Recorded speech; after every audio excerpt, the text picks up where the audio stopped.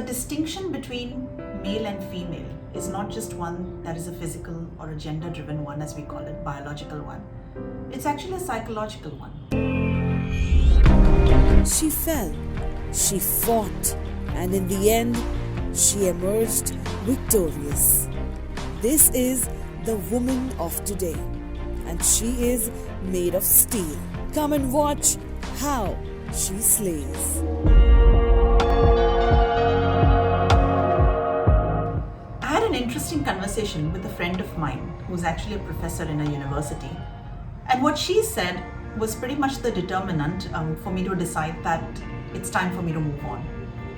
And of course, gave me the courage to face the fact that I'm going to have to craft a career for myself, second innings.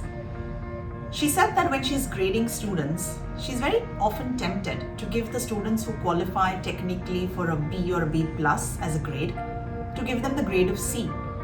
And those who qualify as an A, she bumps them up to an A plus. So we were having this discussion around the sensibility behind such a thought process. And she mentioned to me that when you truly believe that you're somewhere midway in a comfort zone, the chances of one sinking to a C from a grade B are far higher as a matter of default, because you get very comfortable in that zone that you're in. But if somebody else pushes you into the C, then you come back with a vengeance. And then the B is just not enough, you want to move to an A. That's what she explained to me about her thought process.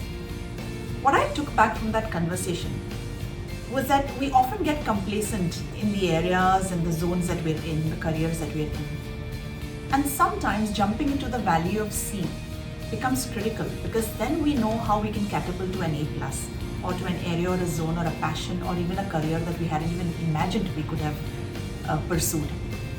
It's about using competencies, it's about diving deep into yourself to see what really matters, and allowing those hidden passions to surface and for us to follow them in the form of purpose.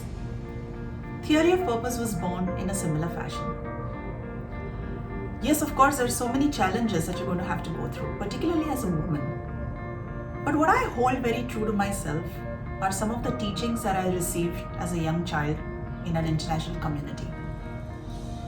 The distinction between male and female is not just one that is a physical or a gender-driven one, as we call it, biological one. It's actually a psychological one. As I was crafting my career as a founder of Theory of Purpose, I often saw myself working in the direction of certain topics, certain modules, certain activities, even certain tasks which I felt were more commensurate with being a woman leader. I often shied away from tasks which I thought were male dominated, or even those workshops or topics which very often had men who were presiding over them.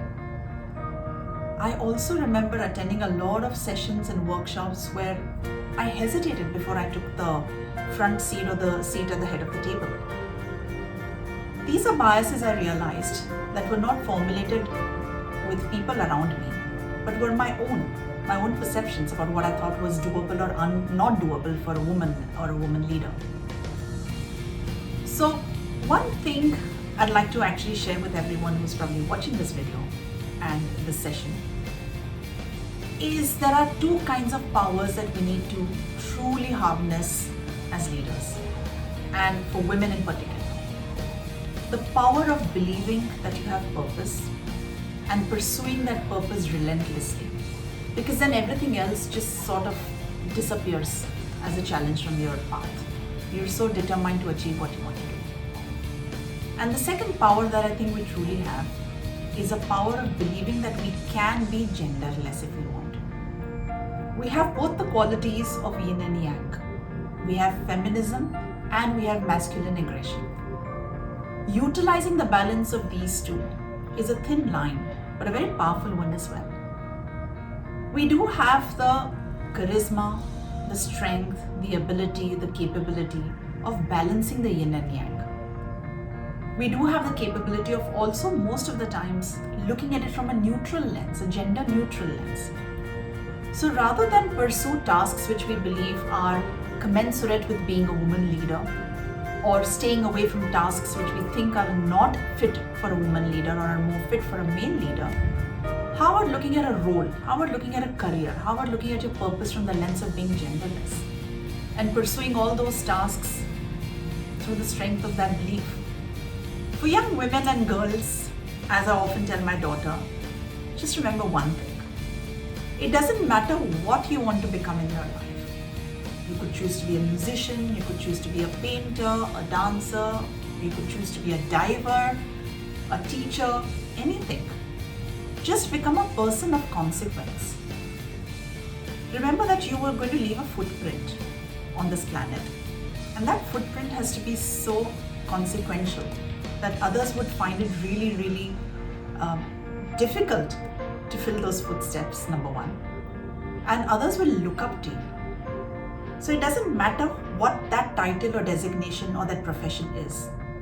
Just become a person of consequence. One who impacts other lives and leaves back an imprint in a way that will be captured in the sands of time.